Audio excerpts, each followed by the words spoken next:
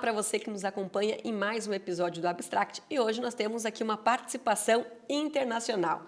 Nós vamos conversar com o professor Dr. Javier, da Universidade de Antioquia, Medellín, lá da Colômbia, que está aqui no Alto Vale, veio participar do primeiro seminário Alto Vale SC mais Elétrica, que tinha como objetivo discutir mobilidade elétrica. Professor, muito obrigada, primeiro pela sua visita aqui no Alto Vale, em Rio do Sul, e também pela participação aqui no nosso podcast. E antes de nós começarmos a falar ainda do motivo da sua vinda, discutir mobilidade elétrica, cidades inteligentes, ecocidades, nós gostaríamos de conhecê-lo um pouco melhor. Então, o professor é natural da onde? Qual é a sua atividade profissional atualmente lá na Colômbia? Seja bem-vindo. Muito obrigado. Sí, yo estudié arquitectura en Colombia. Posteriormente estudié arquitectura superior en España, que es arquitectura más ingeniería. Y allá desarrollé varios posgrados en movilidad, en sostenibilidad, en eficiencia energética, en diseño y en planeación. Y ya después el doctorado que realicé en urbanismo. Y ahora estoy desarrollando otro doctorado en planificación urbana. Professor, e o professor veio para cá, como eu mencionei, para participar do primeiro seminário aqui da nossa região sobre mobilidade elétrica. Sim. Como estão essas discussões lá em Medellín, na universidade? Vocês também estão nesse momento de começar a discutir, pensar a necessidade de cidades que tenham essa mobilidade elétrica, que sejam cidades inteligentes e que tenham essa preocupação eco também? Sí, claro. El cambio climático también se ha visto de cierta forma percibido en Medellín con los cambios de temperatura. Y una de las estrategias contra el cambio climático es estos medios de sostenibilidad a partir de la movilidad inteligente, ¿no? La movilidad inteligente pues tiene en cuenta conceptos de economía, de medio ambiente y de la parte social también. Y lo que buscamos es minimizar las emisiones de CO2, que es lo que causa el efecto invernadero, y que incluso impacta en las ciudades con el efecto de la isla de calor. Entonces, lo que estamos optando son por modos de movilidad más sostenibles. Y en primera instancia queremos manejar sobre todo conceptos de movilidad no motorizada, como el caminar y el ir en bicicleta. Y posteriormente, cuando ya son distancias muy largas, pues estamos optando con modelos o modos de movilidad sostenibles motorizados, en este caso con energía eléctrica. Nosotros tenemos lo que es el metro, que funciona con energía eléctrica, el metro pequeño o tranvía también, que es con energía eléctrica, los cables, que son los teleféricos, y también tenemos un sistema de buses que es alimentado en este caso por baterías, ¿no? Es también un sistema eléctrico y con buses con gas también. Entonces tenemos un sistema de movilidad que está enfocado sobre todo en la movilidad eléctrica. E agora estamos trabalhando com um projeto de investigação com motocicletas elétricas.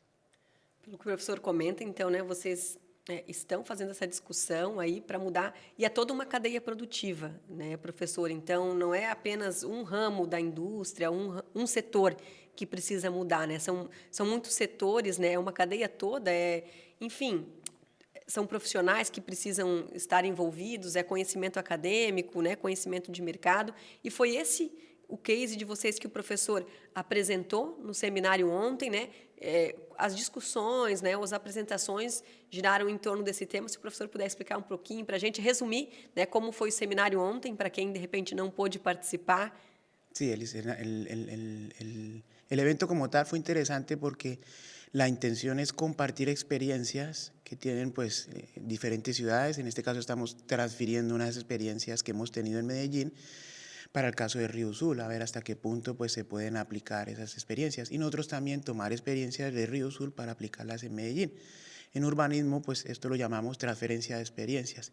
En su momento nosotros también lo hicimos con Barcelona, cuando pues, quisimos implementar, por ejemplo, las bicicletas eléctricas. Entonces esas transferencias de experiencias lo que permiten es tener un conocimiento y saber cómo en un territorio en particular lo podemos aplicar de una forma más eficiente. Pero sí, lo que queremos es conocer hasta qué punto, por ejemplo, en Río do Sul se están desarrollando los proyectos y nosotros, de cierta forma, mostrarles cómo hemos desarrollado la movilidad eléctrica en Medellín. E as universidades, professor, elas têm um papel importante, acredito, Como é que tem sido o papel da Universidade de Antioquia, lá em Medellín, para fazer essa transformação aí? Sí, sí, la universidad está implicada no solamente de la formación de los profesionales, sino con proyectos de investigación. La universidad se implica directamente. Y la universidad también tiene una propuesta que es hacer consultorías y asesorías en esos proyectos. Asimismo, tenemos un pregrado nuevo o una carrera nueva que se llama Ingeniería Energética, que tiene que ver mucho con estos temas de movilidad sostenible. Entonces, de cierta forma, no solamente la universidad se involucra con el desarrollo del conocimiento con los estudiantes, sino también desarrollándose con proyectos de investigación. Professor, e foi a primeira vez que você veio aqui ao Alto Vale do Itajaí? Sí, incluso en Brasil no había venido. Ah, Muy é? bonito, sí, es muy bonito. Professor, você veio ontem, chegou ontem, aqui no Alto Vale? En Alto Vale, Cuarta-feira. Alto Vale yo veo muchas eh, semejanzas con lo que es Medellín. Incluso la misma topografía del Valle de Medellín tiene particularidades porque nosotros también tenemos un río y ese río pues en cierta forma también nos ha causado en ocasiones pues inundaciones como las que ustedes tienen. Y particularmente es una ciudad que es compacta, ¿no? Es muy pequeña, es muy reducida en cuanto a las características físicas, que también es muy similar acá a Río do Sul. Y Río do Sul tiene unos conceptos también muy particulares, ¿no? Tiene pues un concepto de un urbanismo también muy reticular y muy afianzado, parecido al de Medellín. Eu ia comentar isso com o professor, né? Que lá em Medellín vocês também, né? Tem a cidade recortada por um rio, nós aqui também, e nós sofremos constantemente com as inundações aqui. Como é que é a situação de vocês lá? Isso também é recorrente lá em Medellín? E como é que vocês têm tratado, lidado com essa situação? Sí, nosotros tuvimos en su momento varias inundaciones. Por ahora las tenemos controladas. Pero la incidencia de las inundaciones de nosotros es más, digámoslo así, complicado que acá como tal, aunque acá también pues las inundaciones causan muchos estragos o problemas. Pero para nosotros las inundaciones que se dan en el río Medellín paralizan totalmente la ciudad, porque al lado del río Medellín nosotros tenemos lo que es el metro, que es la columna vertebral de la movilidad, y tenemos dos autopistas principales. Entonces, cuando se inunda el río, automáticamente la ciudad pues, deja de funcionar. Entonces, es complicado. Hemos, de cierta forma, desarrollado 3 estrategias para, de cierta forma, apalear contra la inundación. Una es el tema de, primero, canalizar bien lo que son las aguas del río con diques. Esto lo que permite es que las laderas del río pues, se conduzca el agua con mayor velocidad y que no haya socavación o que no hayan derrumbes al lado del río que puedan generar obstrucción por sedimentos. Entonces tratamos de contener con diques primero, ¿no? Lo que es la inundación y el cauce del río, canalizar, esa es la primera estrategia. La segunda estrategia es contener el agua antes de que llegue al río o que salga del río hacia sus exteriores.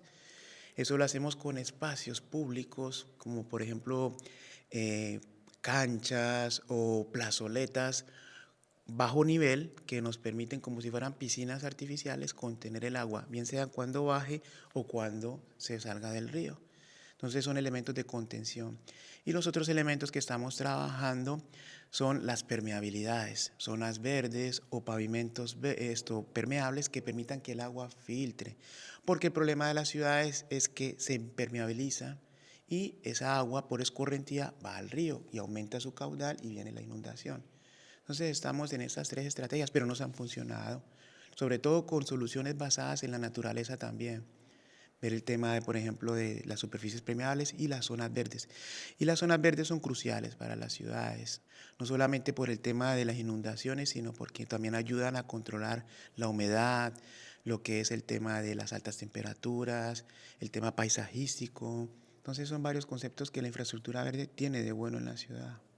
E o professor tem essa formação em arquitetura, né? E nós, né, como eu comentei, sofremos aqui com as inundações, nós temos esses aumentos aí das temperaturas e tudo isso vai convergindo para nos mostrar, né, a importância de nós pensarmos o planejamento das nossas cidades, né? Que muitas vezes cresceram de forma desordenada, né, professor? Mas em algum momento a gente tem que parar e rever, porque quando vem as inundações, né, como é o caso de vocês, nós aqui, isso causa transtornos para todas, né? Praticamente toda a comunidade, porque no caso de vocês a cidade para aqui quando as inundações são muito grandes também. Então, as pessoas também não conseguem, mesmo que elas não são afetadas, não conseguem trabalhar, né? Enfim. Então, acho que tudo isso converge, né, professor, para a necessidade de cada vez mais nós discutirmos, porque para a gente discutir ecocidade, cidade inteligente, muitas vezes a gente vai ter que dar um passo atrás e pensar, mas como é que está o planejamento da nossa cidade? No nosso caso aqui, não dá para se pensar muita coisa sem antes voltar e pensar, olhar para o rio, né, e pensar em como a gente pode contornar essa situação. Então, né, na visão do professor aí como um arquiteto, qual é o primeiro passo, né? Nós vivemos aqui numa cidade do interior, né? Uma cidade pequena, mas o primeiro passo é isso, é começar a fazer a comunidade pensar sobre esse assunto e ver a importância, porque vai envolver mudanças que vai precisar do apoio, né, de toda a comunidade. Claro. Yo considero que lo primero es estudiar cuáles han sido los precedentes de las inundaciones y las zonas afectadas. Cuando pues se dan eventualidades de este tipo que son a veces hasta catastróficos en las ciudades, lo que se desarrolla es un plan de gestión de riesgo. Ese plan de gestión de riesgo permite evidenciar una posible amenaza en la ciudad y también gestionar si algunas zonas de la ciudad deben de ser restringidas, por ejemplo, para que la gente viva o se asiente. Entonces eso es lo primero, ver hasta qué punto esa amenaza permite que hayan ciertos edificios, por ejemplo, cercanos al río, para que se limiten unas zonas de aislamiento preventivas y no estén, en este caso, con problemas. Ahora, eso es cuando no se ha construido en ciertas zonas al lado del río, que se puede incluso empezar a desarrollar ahora, previniendo que la gente se haga alrededor del río. Pero como ya existen construcciones, incluso hay hoteles y edificios ya construidos, se tiene que hacer una labor entonces de canalizar y evitar las posibles inundaciones. Porque claro, reinstalar esas edificaciones cuesta mucho dinero, pero hay que evaluar entonces si podemos de cierta forma mitigar la inundación conteniéndola o si también esos edificios tendrán que ser realojados. O sea, ahí hay que ver entre los dos cuál es la mejor solución. Yo considero que de pronto se pueden empezar a manejar estructuras a forma de diques que contengan la inundación y que eviten la socavación. También una de las labores que no cuesta mucho dinero es mirarlo el tema de los sedimentos. Los ríos, pues por lo general la gente o en algunas ocasiones se generan cierta acumulación de elementos en el fondo del mismo. Cuando se generan los sedimentos, eso es lo que hace reducir el caudal del río. Y el caudal del río, cuando se reduce en su fondo, lo que hace es que aumenta en altura, es lógico. Entonces, sería bueno hacer una labor también de control de sedimentos, que eso se puede hacer. Después lo de los diques y ahora, si no se generar también unas zonas, si son susceptibles, en este caso de inundación, que de pronto no puedan ser habitadas. O desde el urbanismo lo que se pueden plantear es zonas abiertas como se hace en Medellín, como parques o canchas o zonas deportivas que cuando hay una inundación no sufren tanto como una zona residencial o como las viviendas. Desde el urbanismo se pueden implementar ese tipo de infraestructuras que no sufrirían tanto ante una posible inundación. No es tanto el impacto. Entonces, mira que desde el urbanismo se pueden implementar estrategias de actividades, incluso o espacios, en donde no impacta ya tanto la inundación. Más sin embargo, la inundación, claro, hay que evitarla, independientemente de que sean espacios públicos, porque se van a perjudicar, se van a ver perjudicados.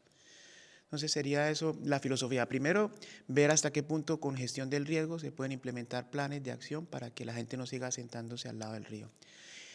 Después, claro, hacer obras de canalización o de control de inundaciones ya donde están construidos al lado del río. Y lo otro es desarrollar espacios libres al lado del río a forma de aislamiento, pero que se siga utilizando el espacio de posibles inundaciones.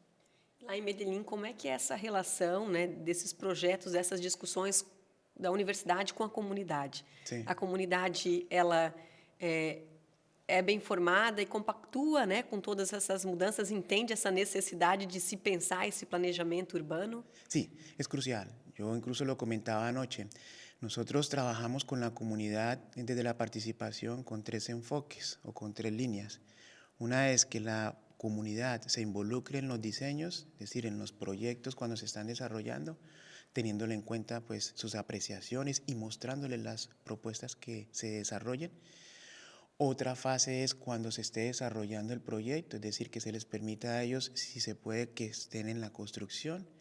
Y la otra fase es en el mantenimiento. Eso genera una apropiación del proyecto como tal. Y no solamente una apropiación, sino que la gente de por sí ya lo va a aceptar, porque ellos mismos han desarrollado el proyecto. Con esto no quiero decir que el proyecto lo desarrolle la comunidad, se desarrolla con la comunidad, pero en este caso los técnicos deben de estar, porque hay un conocimiento académico y científico que debe apoyar el proyecto como tal. Pero la comunidad también tiene otro tipo de conocimientos de la inteligencia colectiva, desde sus saberes, desde su experiencia. Entonces hay que tenerlos en cuenta en esos tres aspectos durante la ejecución de los proyectos. Até porque não sei se é uma realidade de vocês lá, mas muitas vezes quando as inundações chegam aqui, e nós tivemos no ano passado uma grande inundação, Sí. surgem muitas opiniões divergentes, né? E às vezes, né, a comunidade fica, né, sem saber em quem acreditar, né, ou quais seriam as ações mais acertadas, né? E às vezes há uma propagação até de ações paliativas, mas que muitas vezes podem não controlar a situação a longo prazo, né? Então, como o professor comentou aqui, é importante, né, que a comunidade seja informada e faça parte, porque ela também tem um conhecimento que pode ser muito útil, né, nessa transformação. Sí, sí, y es muy interesante que los técnicos expliquen con la mayor claridad a la gente o a los involucrados cómo se va a desarrollar el proyecto, porque claro, a veces los proyectos son tan complicados o no se pueden de cierta forma explicar tan fácil y a veces la comunidad, pues al no entenderlos, pues caen en sus apreciaciones que a veces no son las que deberían de ser. Entonces, la labor de los técnicos también es hacer el proyecto entendible por la comunidad y que ellos participen y se involucren también mostrando de pronto cuáles son sus apreciaciones o qué consideran ellos que son mejor. No quiere decir que se va a hacer lo que dice la comunidad, se tiene en cuenta, claro está, porque también hay un concepto científico que hay que avalar, pero se les debe explicar a ellos el por qué se puede y por qué no. Y ya con eso se llega a un acuerdo, porque a veces hay múltiples soluciones para un mismo problema. Y tener en cuenta a la comunidad y explicarles por qué se puede y por qué no se puede es crucial, porque al fin y al cabo para ellos es la ciudad. Sí, tenemos los técnicos, los profesores, los investigadores, pero ellos son los que van a vivir ahí, los que van a evidenciar si sirve o no, y los que van a cuidar también el espacio. Entonces es indispensable que se genere un diálogo que permita que ellos entiendan el proyecto y también una herramienta que permita cómo ellos van, de cierta forma, a participar del proyecto. Se hacen mesas redondas, se generan entrevistas, encuestas, y hay que tenerlo presente que es una labor de participación y elaboración del proyecto y no solamente de información, porque nosotros hemos tenido en algunos momentos problemas con estos proyectos porque lo que se hacía en su momento era solamente informarle a la gente lo que se iba a hacer y eso no cambia nada, simplemente pues manifestar una información y ya está. Entonces el proceso requiere que se tengan en cuenta, no solamente que se hagan las entrevistas, sino que realmente y con conciencia los técnicos también permitan que la gente se involucre, porque a veces pues esa posición de que tener la razón y que de pronto la otra gente porque no tiene estudios no debería, no, porque ellos tienen su experiencia también y hay que valorarla. Professor, e nesse contexto atual em que nós temos redes sociais, né, o cidadão ele tem uma voz ativa, né, a maioria tem um smartphone, então hoje em dia se promoveu essa maior participação. Então acredito que não há como ignorar, né, a participação da comunidade. E encerrando já o nosso bate-papo, além dessa participação ativa da comunidade, permitir, né, que eles participem das discussões, esse intercâmbio entre universidades é muito importante, né? Então acredito que esse primeiro passo desse primeiro seminário, né, com vocês trazendo a experiência de lá, entendendo também como é a nossa experiência aqui, no fim das contas, né, a comunidade é que se beneficia, né, professor? Todos nós nos beneficiamos dessa troca de conhecimento, né? Ter a humildade de reconhecer que, de repente, nós temos experiências melhores ou, em algum aspecto, nós também podemos ensinar. Acho que isso é fundamental, né, atualmente. Sí, sí, es interesante. Incluso ya existe el convenio firmado entre las dos universidades. Para nosotros el convenio ya es un acuerdo que permite, por ejemplo, intercambio de profesores, intercambio de estudiantes, intercambio de proyectos de investigación. Y esto nos abre digámoslo así, muchos panoramas para que podamos interactuar. Por ejemplo, si algún estudiante, yo le comentaba eso a la profesora Lilian anoche, quiere ir a recibir clases en Medellín, ya con el convenio no tiene que pagar. O sea, prácticamente es como si fuéramos una sola universidad en la cual podemos interactuar y aprender de esos cursos.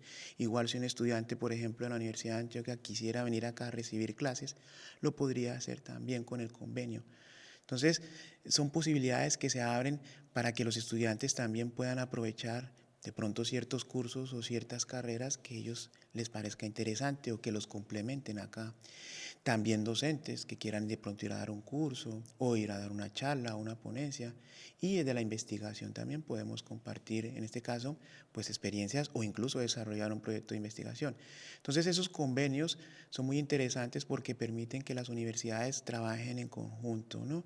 Y incluso con los mismos recursos. Prácticamente, por ejemplo, yo con el pago que tengo del sueldo de Colombia en la universidad, ellos automáticamente yo puedo venir a trabajar sin ningún problema acá, dar algún curso de pronto de verano o incluso intersemestral. Entonces esto permite una transferencia de conocimiento o compartir entre las universidades esas, digámoslo así, formaciones que se puedan dar. Professor, obrigada pela sua participação aqui. Certamente esse convênio trará bons frutos, né? Esperamos que para as duas universidades. Esperamos que a sua vinda aqui ao Alto Vale tenha sido muito acolhedora, muito bacana. Para nós foi muito importante recebê-lo aqui. Obrigado também por ter aceito aqui o convite para participar do podcast. E deixo aqui uma última palavra, se o senhor quiser deixar aí para a comunidade do Alto Vale, de Rio do Sul, né? Enfim, uma última mensagem aí. Muito obrigado. Muchas gracias. Yo la verdad que he pasado unos días muy buenos. Es una ciudad que es muy acogedora, me llamó la atención y que tiene mucho potencial. Veo que tienen pues, unos fuertes económicos muy bien fundamentados y que tienen la posibilidad de desarrollar planes de urbanismo muy bien, en este caso, arraigados. Yo creo que Río do Sul tiene mucho futuro y tiene con qué. Y lo otro que quería decirles es de pronto que se repensaran también el río, incorporarlo en los planes urbanos como un potencial, como si fuera de pronto un espacio público más. Eso lo están valorando muchas ciudades, las fuentes hídricas sobre todo como espacios públicos. De pronto el día de mañana el río puede ser un atractor incluso turístico, y no solamente turístico, sino también para los habitantes de Río do Sul. Sería bueno evaluar eso. Y yo les estoy muy agradecido porque la verdad me han recibido muy bien y la experiencia ha sido muy gratificante. Que Muito bom, obrigado. professor. E certamente é importante não olhar o rio como inimigo, né? Mas como algo que pode ser um potencializador aqui da nossa região. Obrigada, professor. Obrigada para você que nos acompanhou em mais um Abstract. Não se esqueça de se inscrever no nosso canal do YouTube Universo Unidade e nos acompanhar nas redes sociais. Até o próximo!